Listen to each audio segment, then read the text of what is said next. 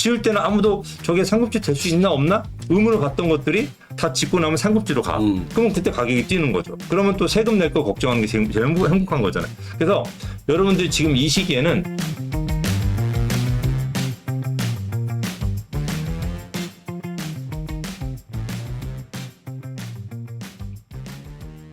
작년에 주택 공급 통계가 20만 호가 이제 누락됐다. 그래서 엉터리 기초로 두 차례 대책을 내세웠다는 거죠. 그래서 실제로 정부가 20만 가구 가까이 적게 발표했던 사실이 나중에 발표했고, 그게 뭐 고의든 실수든. 누락이 된 내용을 보면은 2023년의 통계가 잘못됐다.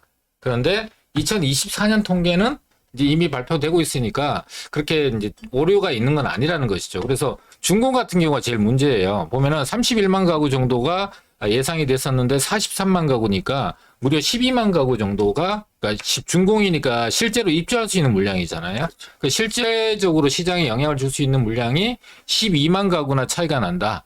자, 그러니까 정부가 그동안에는 주택 공급이 부족하다라는 이제 스탠스에서 모든 부동산 대책과 정책을 내놨는데 실제로는 그렇지 않더라. 그리고 이걸 이제 확인해 보니까 2022년 대비해서 서울이 아니고 전국에 5만 4천 가구가 원래는 부족하다라고 했는데 준공이 2022년 대비해서 5만 4천 가구가 플러스더라. 마이너스가 아니고. 그러면은 지금까지 정부가 주택 공급이 부족하다라는 얘기가 틀린 얘기가 아니냐. 이제 요걸 이제 시장에서 가장 큰 이슈로 잡고 있는데요. 자, 2022년 대비가 아니고 예를 들면 2021년 또는 2020년 대비하게 되면은 이게 플러스가 아니에요. 또 마이너스입니다. 근데 이제 2023년이다 보니까 그 전년도 대비해서 통계 누락을 수정하니까 5만 4천 가구 정도가 늘어났다라고 볼 수가 있는 거죠. 서울의 입주 물량은 어느 정도가 오류가 난지는 아직 발표를 안 했어요. 네네. 저희도 많이 찾아봤는데 그 내용은 나와 있지 않고 일단은. 네. 근데 서울 같은 경우는 오류 물량이 다른 데보다는 조금 적을 거예요. 근데 적더라도 아마 입주 물량이 아마 3만 5천 정도. 왜냐면 2만 5천에서 한 만 가구 정도가 누락되지 않았을까라고 조심히 예측을 이제 하는 겁니다. 뭐 여러 가지로 데이터상 계산해 봤을 때 이제 3만 5천 가구인데, 제가 보는 포인트는 이겁니다. 우리 지금 이 방송을 보는 시청자들이 들고 일어나야 될 이유가 있나? 통계를 믿고 올해 주택이 부족할 거니까 내가 미리 주택을 사야겠다. 네. 라고 하신 분들이 매수를 하신 분도 계실 거란 말이에요. 네네. 근데 그런 분들이 손해를 보신 분도 안 계실 거란 말이에요. 그때가 거의 최저가였으니까. 네네. 그죠? 오히려 수익을 보신 분이 더 많겠지. 그러면은 우리가 생각을 해봤을 때, 그리고 집이 많이 공급이 된다고 한다면 공급이 많이 될수록 집값이 하락하잖아요. 그럼 많은 분들이 원하는 집값 안정화가 현실화 되는 거잖아. 그렇죠. 그러면 좋은 거잖아요. 바라죠. 그게 좋은 거잖아요. 네. 그죠? 그러니까 이 주택 공급이 더 많아진다고 해서 일단 피해본 사람은 없다. 그러니까 제가 지금 혹시 오해하시면 안 되는 게, 제가 지금 정부를 두둔하는 건 절대 아니에요. 통계 누락? 이게 잘못된 거예요. 그렇죠. 우리도 속았잖아요. 우리도 헷갈렸고. 근데 이걸로 인해서 일단 피해는 없다. 그죠? 이게 일단 첫 번째 팩트 같아요. 일단 이걸로 큰 피해를 본 저기도 없고, 그 다음에 뭐 큰 수익을 본 사람도 없어요. 그렇다고 미분양이 잘 된 것도 아니고, 미분양 안 될 게 잘 된 것도 아니고, 그때보다 집값이 더 떨어진 것도 없기 때문에 집을 산 사람도 손해본 사람도 크게 없고, 이제 그 통계를 믿고서 유튜브를 찍은 저희가 피해자인가? 어쨌든 뭐 그런 없습니다. 안 찍었죠. 어쨌든 아니 저희도 그 통계를 믿고서 좀 전국적으로 집이 좀 부족합니다는 얘기는 몇 번 드렸죠. 일단은 전세값은 우리가 50주 연속 상승했다는 뉴스가 나오고 있잖아요. 그죠? 네, 네. 그러니까 전세값은 50주 연속 상승을 하고 있습니다. 그럼 이게 그러니까 지금 많은 빅데이터를 가지고 하락을 생각하시고 집값이 하락한다고 얘기를 하시는 분들 내용을 보면은, 네. 그렇게 공급량이 잘못돼서 공급량이 생각보다 되게 많았다라고 한다면 실제로 전세값은 떨어지는 게 맞잖아요. 그렇죠. 물량이 많아지면. 우리가 지금 서울의 모든 구가 전세가가 다 50주 동안 올랐는데 유일하게 좀 덜 오르거나 또는 이제 보합으로 가는 데가 강동구예요. 근데 강동구는 입주 물량이 지금 많거든요. 그렇죠. 거기다 또 좀 있으면 이제 둔촌 주공까지 입주를 하니까. 네. 그래서 입주 물량이 생각보다 많기 때문에 강동구는 그래도 보합으로 가는데 다른 구는 다 오르고 있단 말이에요. 그러니까 이게 어떻게 된 일이지? 1년 전하고 지금하고 이제 전세 시장의 서울의 전세 매물 숫자를 비교해 보니까 한 25%가 줄었어요. 공급이 서울의 예상보다 많다면 물량도 많아야 되거든요. 그렇죠. 근데 그게 당연하잖아요. 근데 작년 1년 전에 39,300개였던 게 지금은 29,400개니까 약 25%, 4분의 1 정도가 물량이 지금 현재 줄어 있는 상황이에요. 그러니까 작년도 어떻게 보면 아파트 전세 가격이 약간은 출렁거렸지만 계속해서 올라오는 추세였단 말이에요. 1년이 52주니까 거의 1년 가까이 해서 전세 가격이 계속 올라왔는데 지금도 보면은 오히려 작년보다 전세 물량이 줄었다는 얘기는 수요자에 비해서 전세 물량 공급이 현재로는 부족하다라는 게 현실이라는 거죠. 그러니까 투자 같은 경우는 실수요자도 있고 가수요자도 있고 투자 수요자도 있고 대기 수요자도 있고 다양한 수요자들이 있거든요. 그래서 지금 현재 앞으로 가격이 오를 것 같지 않으면 매매 같은 경우는 좀 보류할 수 있거든요. 근데 전세 수요는 100% 실수요예요. 전세 만기가 되면 옮겨야 되는 사람들은 반드시 내가 입주를 해야 되는 사람들이 실수요란 말이에요. 그러면 이 실수요를 받아낼 수 있는 시장의 물량이 부족하다면 전세금은 계속 올라갈 수 있죠. 또 한 가지는 비아파트가 이제 전세 사기 때문에 이제 이런 약간 두려움들이 여전히 팽배해 있는 상황이다 보니까 이 비아파트에서 아파트로 옮겨가고 싶은 사회들이 되니까 아파트에서 시장으로 이게 순환이 되는 고리에다가 비아파트에 있는 수요들까지 엄쳐지니까 이 물량 자체보다도 훨씬 더 많은 수요들이 늘어나서 이 계속해서 전세 가격이 올라가고 있다라고 분석할 수가 있습니다. 그러니까 우리가 2014년도에도 전세가 상승할 때 매매가 하락을 했거든요. 네. 그러니까 전세가 상승한다고 해서 매매가 꼭 상승하지 않더라고요. 하락하는 경우도 생각보다 많았어요. 그러면 지금 전세가 상승하는 이유가 입주 물량은 많은데 사람들이 집을 안 사고 그냥 자꾸 전세만 찾으니까 전세 물량이 부족해서 상승한다라고 생각하는 건 아닌가요? 아, 그렇죠. 매매 같은 경우가 내가 샀을 때 수익이 발생하지 않을 것 같으면 그냥 전세로 눌러 앉아 있거나 전세로 가는 경우가 많아지잖아요. 그러면은 기존에 예상했던 전세 수량보다 전세를 찾는 수요보다 또 매매에서 그냥 전세로 전환하는 수요들이 많은 거잖아요. 그리고 지금 현재 분양가가 아파트 가격이 너무 높다라고 하는 인식도 절반 정도는 있거든요. 그러다 보니까 그렇게 높다라고 생각하시는 분들이 전세로 이제 전환을 하면서 오히려 수요가 좀 더 증가되는 그런 현상이 나온 거죠. 그러니까 이제 그렇기 때문에 이제 우리 공구대님 생각에는 전세가 뛰잖아요. 네. 그러면 전세가 띄므로써 매매가 뛸까? 그거는 이제 네. 아까도 반대되는 경우도 있고 이제 연동되는 경우도 있다고 얘기했잖아요. 그거는 전세가율 자체가 좀 높아야 돼요. 그러니까 지금 현재 이 모든 지역은 아니에요. 특히나 이제 그 최상급 지역 같은 경우는 원래 전세 가격이 50%대 이하입니다. 그런 지역이 중심이 아니라 예를 들면 2급지, 3급지 정도 되는 지역들 같은 경우는 전세가율이 70%, 80% 정도 되면은 매매 가격 대비해서 이 갭이 줄어들게 되면은 그때부터 이제 매매 가격이 올라가는 그런 현상들이 나타나는데 아직까지는 그렇게까지 이제 그 전세가율이 높게 나타나지는 않고 있고 전반적으로 60%대에서 지금 70% 중후반까지는 올라와 있는 건 사실이에요. 근데 그게 80%까지 올라가지는 못하고 있는 상황이다 보니까 매매 가격을 밀어 올리는 이 힘 자체가 조금은 약하다. 아직까지는 충분하지 않다. 이렇게 이해하시는 게 낫죠. 집이 엄청 부족해서 전세가 뛰고 있다는 건 아닌 거죠.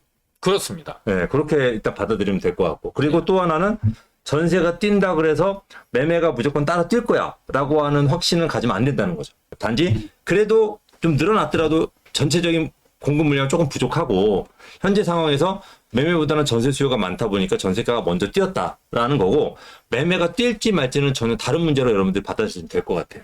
그래서 제가 드리고 싶은 말씀이 그거였어요. 그래서 부동산 시장에서의 가장 큰 딜레마는 공급하는 사람들 입장에서는 이게 뭐 공급업자, 건축업자라든지 빌라도 마찬가지예요. 네. 건축업자라든지 또는 재개발, 재건축을 하는 조합도 마찬가지입니다. 이 공사비가 너무 많이 뛰고 땅값도 뛰고 비용이 많이 뛰었기 때문에 실제 공세 원가는 굉장히 올라갔어요. 그러다 보니까 우리들이 원하는 싼 금액의 아파트는 공급 못해요. 지금 정부에서 하는 공공택지의 분양가도 예전에 4억에 하던 것들을 최소 6억대로 좀 잡고 있어요. 그 다음에 조금 서울의 웬만한 창릉이나 이제 괜찮은 지역들은 9억에서 10억을 잡고 있어요. 분양가가? 그게 네네. 비싸야 7억이었는데. 맞아요. 그러니까 나라에서, 정부에서 공급하는 게 그래요. 그러니까 일반 재개발에서 공급하는 아파트는 최소가가 이제 14억 정도까지 간단 말이에요. 그게 우리가 불과 1, 2년 전만 하더라도 11억대, 12억대도 비싸다고 했거든요. 그게 14억까지 올라간 거죠. 그래서 공급하는 사람들 입장에서는 비싸서 지금 공급 못 하겠다는 거예요. 근데 매수하는 사람들 입장에서는 집을 못 사겠어요. 살 수가 없어. 왜? 비싸. DSR 때문에 대출이 안 나와요. 그렇지. 그러니까 가격이 올라간 것만큼 대출이 늘어야 되는데 왜냐면 내 수입이 그만큼 안 늘어요. 올라간 것만큼. 그러니까 DSR 때문에 대출이 안 나와. 그 집을 못 사요. 거기에다가 또 그렇다고 경기가 좋냐. 그 장사가 잘 돼서 집 살 사람이 그나마 비싸게 살 사람이 있어야 되는데 못 산단 말이에요. 그러니까 지금 우리가 양극화라고 그러잖아요. 소득의 5분의 1에 해당되는 위에 있는 계신 분들은 수입이 오히려 늘었어요. 늘고 굉장히 어떤 불경기에 대한 게 없는데 하위 5분의 4는 굉장히 수입이 줄었어요. 그러니까 상대적인 거죠. 월급은 그대로지만 물가가 뛰었기 때문에 내 수입이 줄은 거죠. 그렇죠. 그러다 보니까 어떻게 주택에 내가 투자할 돈이 없는 거죠. 그러니까 이런 상황이다 보니까 지금 살 수가 없죠. 불확실한 경기. 거기다 미국 금리 같은 경우도 좀 낮아질 줄 알았거든요. 올해. 빨리. 저희도 이제 그렇게 예측했고. 뭐 근데 6월에 낮아진다 그랬죠. 끝이 안 보여.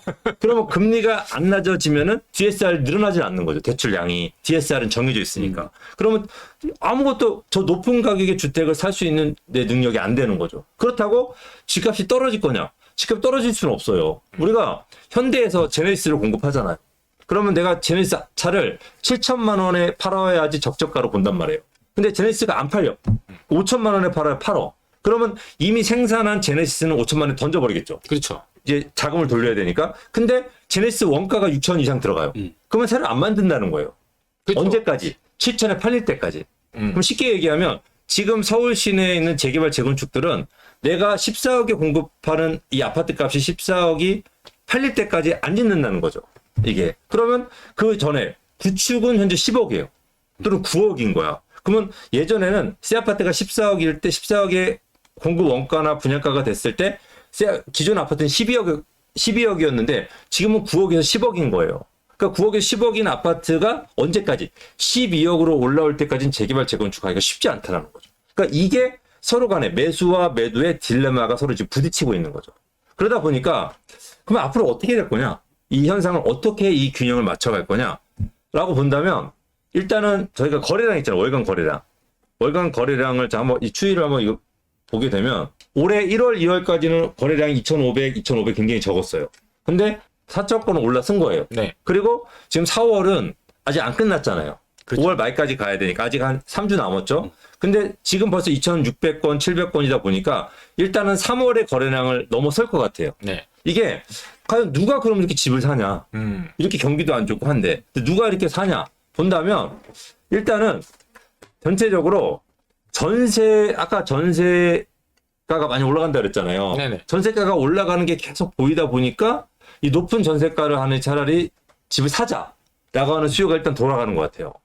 이게 그죠? 그렇죠. 이 부분이. 그러니까 현재 DSR을 풀어주지 않는 상태에서, 그러니까 DSR을 완화시켜주지 않은 상태에서 2,000건의 아파트, 서울의 아파트 거래량이 4,000건으로 늘어났다는 게 굉장히 고무적인 거고, 누가 그럼 이렇게 집을 살 거냐? 왜 2,000건 이상 거래량이 계속 늘고 있느냐라고 본다면은 일단은 전세가가 올라가니까. 그러니까 전세가가 올라가니까 매매가가 올라가는 게 아니고 전세가가 올라가니까 사람들이 매매를 한다. 근데 집값이 뛰는 건 아니에요. 왜냐면 이 사람들이 어디 집을 사냐면 지금 신축은 14억이잖아요. 네. 근데 구축은 9억이잖아요. 네. 9억짜리 사는 거예요. 그렇지. 그러니까 비싼 신축 아파트가 사지 않고 9억짜리 9억을 산다. 왜 그러냐면 이 사람들도 느낌을 받는 거죠. 왜? 14억짜리 아파트보다 9억짜리 훨씬 싼 거예요. 그러니까 나는 물론 신축 좋지. 누구나 다 좋아하지. 우리 와이프도 소원이 신축 아파트 사는 거. 신축 살았었는데. 아니. 우리 10년 넘었으니까. 아, 네. 이제 막 옆에 뭐 원벨리 막 새 아파트 들어서잖아요. 네. 거기 살고 들어가고 싶어요. 막 얼마 전에 가족들 모였는데 막 그 얘기 하더라고요. 아, 저 원벨리 너무 좋다고. 그러니까 누구나 다 새 아파트 살고 싶어 하잖아요. 누구나 다. 10년 전에는 지금 살고 있는 아파트가 1등이었는데. 그렇죠. 새 거였는데 지금 그 아파트가 9억이 돼버린 거죠. 주차도 좁아요. 맞아요. 근데 사람들이 그럼에도 불구하고 왜 9억을 사냐면 새 아파트가 너무 비싸니까. 그러니까 9억을 산단 말이에요. 근데 이제 9억을 사는 수요가 점점 늘어나는 거예요. 그럼 9억짜리 아파트가 어떻게 될까요? 올라가죠. 올라가는 거예요. 이렇게. 물론 지금은 양극화라고 해가지고 우리가 처음에는 강남 서초만 뛰었었잖아요. 그러다 최근에는 송파, 강동도 가격이 뛰면서 강남 사구가 됐죠. 그렇죠. 거기에다 이제 마용성도 뛰었다 그랬잖아요. 네. 마용성. 그래서 마포구, 용산구, 성동구도 이제 이 상급지로 올라섰고, 그렇죠. 그다음에 최근에 나온 얘기 있죠. 마동석. 마동석이라고 그러잖아요. 요즘 마동석. 뭐 범죄도시 포 나와서 그런지. 아, 그렇죠. 마동석에서 동작구하고 흑석동. 예. 흑석동의 아파트가 11구역 있잖아요. 네. 신반포, 아니 서반포 아파트. 서반포 이름을. 네, 이름을. 그래서 그런 상급지들이 점점 늘어나는데 이 상급지들은 이게 지금 정책적으로 우리가 대출 규제나 여러 가지 여러 집을 다주택을 못하게 하다 보니까 똘똘한 한 채를 사는 수요로 몰릴 수밖에 없어요. 그러니까 다주택자 2개 있던 사람이 9억짜리 아파트를 팔면 그 돈을 다 모아서 상급지로 가는 거죠. 그러다 보니까 양극화가 벌어지는 건 당연한 거고. 그죠? 요 부분은 정부에서 다주택자에 대한 규제를 풀면은 풀릴 거예요. 그러면 상급지에 있던 사람들이 우리 하급지로 갈 수도 있어요. 왜? 여러 채로 분산해서 사는 게 훨씬 더 유리하니까. 네네. 근데 지금 무조건 한 채만 사라고 하다 보니까 상급지로 몰리는 현상인 거고, 그러면 나머지 9억들의 구축의 아파트는 어떻게 될 거냐 이거예요. 이 9억짜리 아파트들은 결국은 14억짜리 아파트들이 계속 버텨주고 그 금액대로 쭉 간다고 한다면 이 9억짜리들은 지금 또 계속 거래가 될 거예요. 왜? 전세에 질린 사람들. 그죠? 네. 그 다음에 뭐 신생아 대출 받는 사람들이라든지. 그 다음에 14억을 너무 비싸게 받아들이는 사람들은 9억짜리 살 거죠. 그러면 9억짜리가 10억 되고 11억 되고 12억 되면 이제 그때부터 14억, 15억의 아파트들이 공급되기 시작하면서 우리가 이제 그 금액에 적응을 하는 거죠. 그럼 서울의 평균 아파트는 이제 12억이 되는 겁니다. 그러다 보니까 네.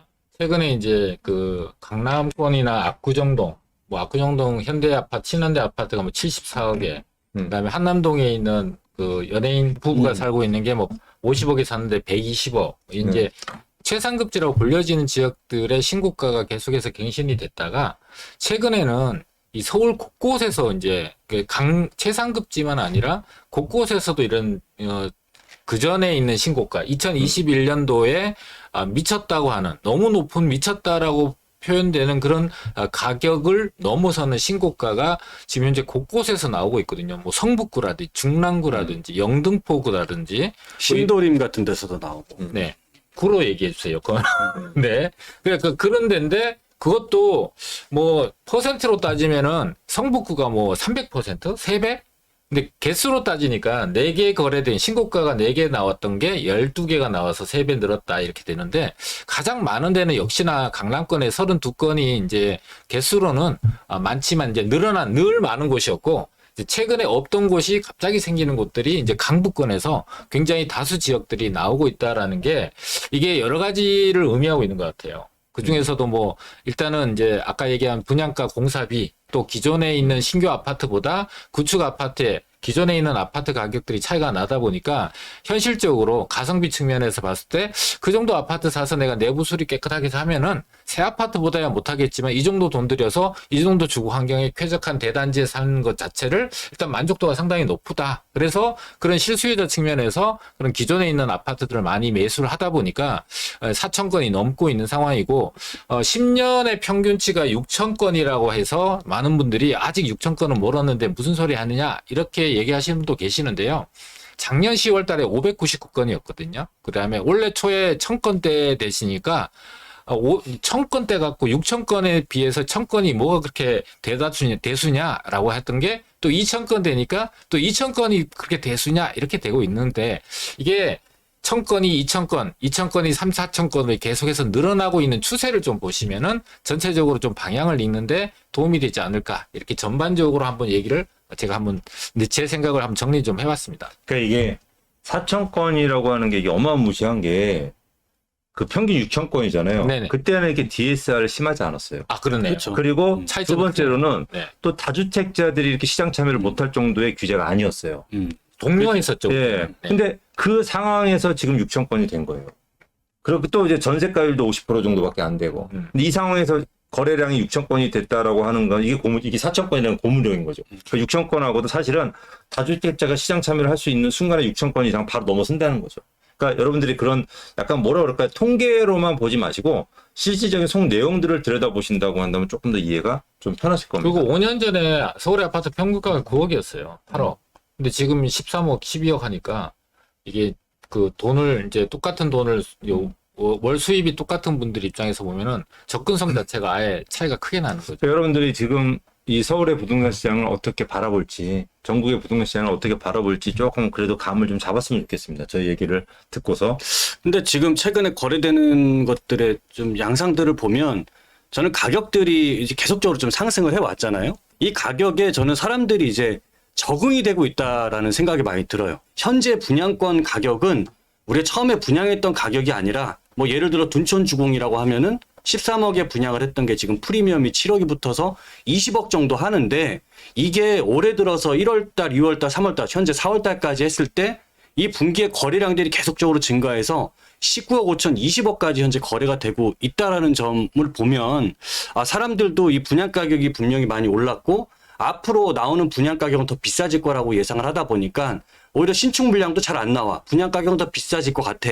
그렇다고 하면 지금 입주권이라도 좀 이 가격이라도 나는 잡아야 되겠다라고 하는 수요층들이 점차적으로 좀 늘어나고 있다라는 게 지금 이 가격이 오른 가격에 지금 많은 이제 수요자들이 좀 적응하고 있는 거 아닌가. 저는 좀 이렇게 좀 보여지고 있습니다. 맞습니다. 지금 둔천주공이 원래 헬리오시티 몇 프로 갈 거냐? 그렇죠. 80%갈 거다, 90%갈 거다라고 얘기했는데 지금 거의 뭐 비슷해졌잖아요. 그러니까 둔천주공 자체가 상급지로 이제 들어선 거죠. 그러니까 여러분 그렇게 받아들이시면 될 것 같아요. 상급지로. 그래서 저희가 예전에 이 세상에 제일 쓸데없는 걱정이 이 둔천주공 걱정이라고 했어요. 분양 받을 때부터. 둔천주공 분양 받아도 됩니까라고 저희한테 질문했을 때 저희가 이 라이브에서 제일 쓸데없는 걱정하지 그렇죠. 마시고 받아놓고 고민하세요. 맞아요. 라는 말씀을 여러분들한테 드렸었거든요. 그러니까 이제 왜냐하면 둔천주공이 상급지로 갈 줄 저희가 알고 있었기 때문에 그래요. 결국 여러분들이 뭘 해야 되냐. 그러니까 지금 부동산 시장이 거래가 잘 안 되고 시장이 안 좋다고 하더라도 둔천주공 가지고 계신 분들은 걱정 없을 거 아니에요. 걱정이 그렇죠. 세금 많이 나니까 걱정이겠지. 많이 올라서. 그러니까 둔천주공 가지고 계신 분들은 걱정이 없을 거예요. 왜? 둔천주공이 그때 중급지였는데 상급지로 올라섰기 때문에 이 걱정을 하지를 않으신 거죠. 걱정 안 해도 된다는 거죠. 지을 때는 아무도 저게 상급지 될 수 있나 없나? 의문을 갖던 것들이 다 짓고 나면 상급지로 가. 그러면 그때 가격이 뛰는 거죠. 그러면 또 세금 낼 거 걱정하는 게 제일 행복한 거잖아요. 그래서 여러분들이 지금 이 시기에는 재테크는 결국 뭐냐? 지금 중급지인데 앞으로 상급지로 갈 지역을 먼저 선점한다. 이게 여러분들한테 가장 중요한 포인트지 않을까라는 생각이 드는 거죠. 그러면 진짜로 아무 걱정이 여러분들이 없을 것으로 생각이 돼요. 그러니까 마용성이라는 얘기가 있다가 지금 마동석이라면서요. 예. 그러니까 여기 이쁜이 부동산님이 마동석은 뭐지? 이렇게 했는데, 그러니까 마용성에서 용산과 성동구가 빠졌잖아요. 그러면 다크호스에서 빠졌다는 얘기고 용산과 성동구는 상급지로 올라갔다는 얘기가 되는 거예요. 올라갔죠. 변했다는 얘기네. 아유, 그렇죠? 올라갔죠, 벌써. 그러니까. 성수동도 뭐, 아이고. 평당 땅이 이제 뭐 1억 몇천씩 거래, 1억 5천씩 1억 거래. 2천, 1억 5천 네, 1억 하더라고요. 5천씩 거래되는데. 그게- 1억 5천이면 강남 가격이에요. 그게 2014년, 네. 15년에는 2,800만 원 했어요, 한 평에. 그런데 그게 벌써 5배 정도 뛰었네요. 네, 용산 같은 경우도 그렇고. 네. 우리 이쁜이 부동산님은